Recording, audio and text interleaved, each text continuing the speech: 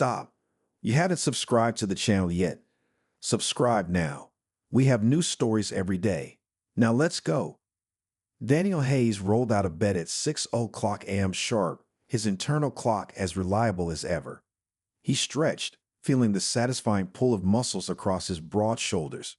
The aroma of freshly brewed coffee wafted up from the kitchen. Sophie was already up. He descended the stairs, following the enticing scent. Sophie stood at the counter, her auburn hair tousled from sleep, clutching a steaming mug. She smiled as he entered. "Morning, handsome," she said, sliding the cup toward him. Daniel grinned, wrapping an arm around her waist and planting a kiss on her forehead. "Morning, beautiful. Sleep well." Sophie nodded, but her eyes darted away quickly. Daniel frowned slightly but brushed it off. She was probably just tired. "Big day today," he said, sipping his coffee. "Johnson's account is closing. Should be a nice boost to our bottom line." Sophie hummed in response, her attention fixed on her phone. Daniel cleared his throat. "Also, don't forget dinner tonight. Anniversary and all that," he added with a wink. Sophie looked up, her green eyes widening slightly. "Oh, right. Of course. How could I forget?" She laughed, but it sounded forced to Daniel's ears. He studied her for a moment. Something was off, but he couldn't put his finger on it. Shaking his head, he drained his mug and headed upstairs to shower. As hot water cascaded over him, Daniel's mind wandered. He thought about his father, the stern ex-military man who had instilled discipline and hard work in him from a young age. Those lessons had propelled him to the top of this field as a financial analyst. He considered Sophie, her free-spirited nature, a stark contrast to his own upbringing.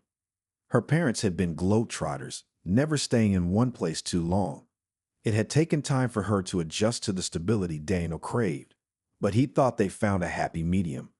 Lately, though, something felt different.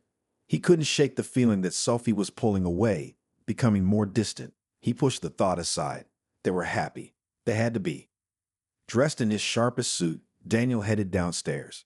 Sophie was nowhere to be seen, probably in her home office working on a design project. He called out a goodbye, hearing a muffled response from upstairs. The day flew by in a whirlwind of meetings and phone calls. By 4:00 p.m., Daniel was wrapping up, eager to get home and surprise Sophie. He'd made reservations at her favorite restaurant, a cozy Italian place downtown. As he pulled into their driveway, Daniel frowned. An unfamiliar car was parked next to his usual spot, a blue sedan with out-of-state plates. Probably one of Sophie's clients, he reasoned, though a nagging doubt tugged at his mind. He entered the house quietly, not wanting to disturb her if she was in a meeting. The silence that greeted him was heavy with unseen tension. Daniel's heart began to race, though he couldn't say why.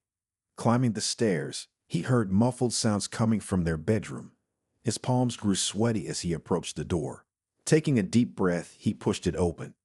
The scene before him seared into his memory, Sophie entangled in their sheets, with Clara, Daniel's sister.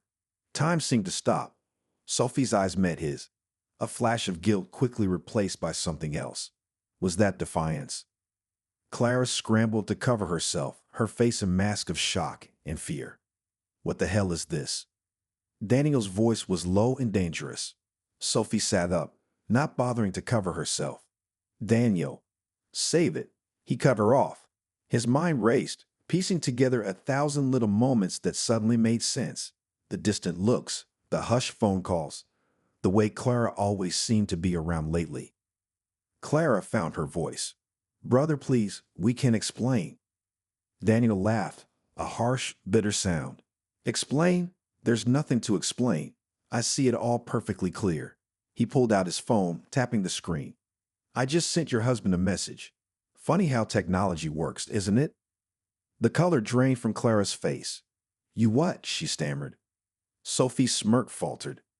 "Daniel, you wouldn't." "I wouldn't what?" he snapped. "Expose your lies? Your betrayal? Why not?" Clara hastily pulled on her clothes. "You'll regret this, Daniel. I swear you'll regret it." He stood firm, his voice steady despite the turmoil inside. "No, Clara, you'll regret this. Both of you will." Sophie finally seemed to grasp the gravity of the situation. Daniel, please, we can talk about this. Talk. Daniel's laugh was hollow. You made your choice. Now live with it. Clara fled the room, muttering about her husband, Lucas. As she rushed past, Daniel grabbed her arm. How long? He demanded. She wrenched away. Go to hell, she spat, disappearing down the stairs. Daniel turned back to Sophie, who sat frozen on the bed. The woman he loved, trusted, built a life with, now a stranger. I want you gone by morning, he said coldly. I don't care where you go, just get out. Without waiting for a response, Daniel walked out. He made it to his car before tears blurred his vision. As he drove away, his mind turned to thoughts of retribution. Nothing would ever be the same again. Daniel gripped the steering wheel, hands shaking.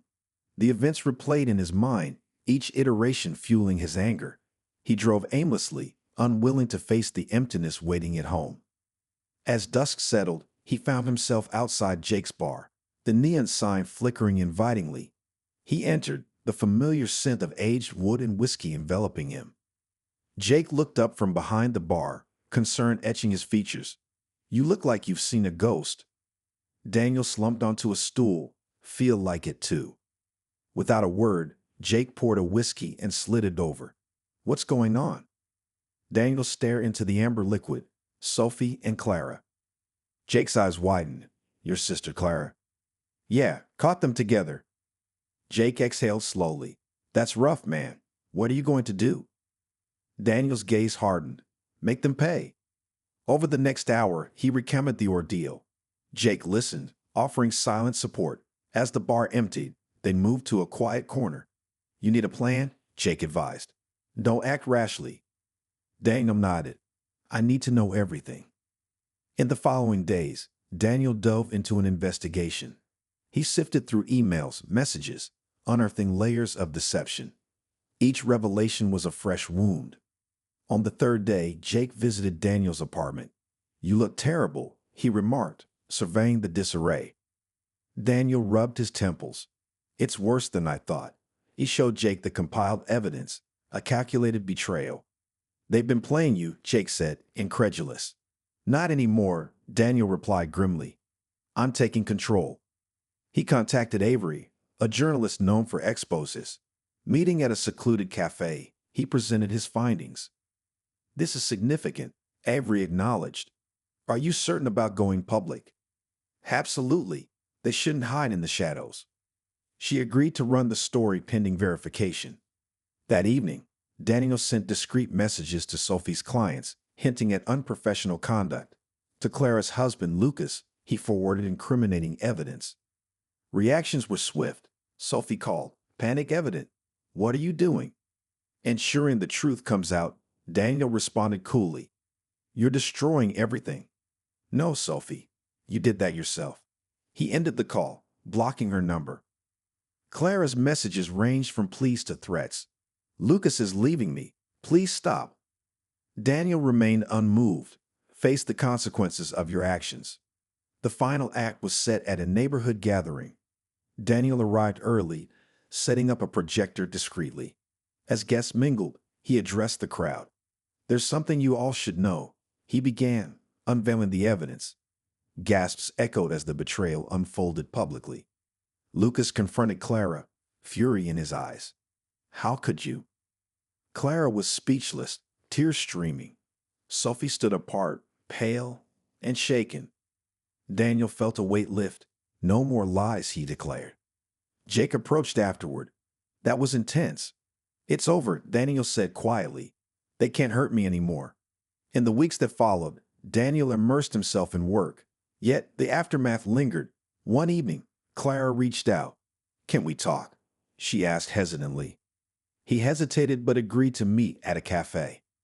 Clara appeared, looking worn. I'm sorry, she began. I was selfish and hurt you deeply. Why? Daniel asked simply. I felt invisible, she admitted. But that's no excuse. I regret everything. Daniel sighed, some of his anger ebbing. I don't know if I can forgive you, but I don't want to carry this bitterness. She nodded. I understand. I just hope, in time, we can rebuild. Maybe, he conceded, but it will take effort. They parted with a tentative sense of closure. Months passed. Daniel excelled at work, earning a promotion. One day, he met Lila, a chance encounter that blossomed into something more. As they watched the sunset together, Lila observed, "You seem more at peace lately." "I am," Daniel agreed. "Letting go of the past has helped." She smiled. "I'm glad." He took her hand. "I'm looking forward to the future, our future." Their relationship flourished, built on trust and understanding. Daniel realized that while betrayal had shattered his world, it also led to growth and new beginnings. With renewed hope, he embraced the possibilities ahead. End of story.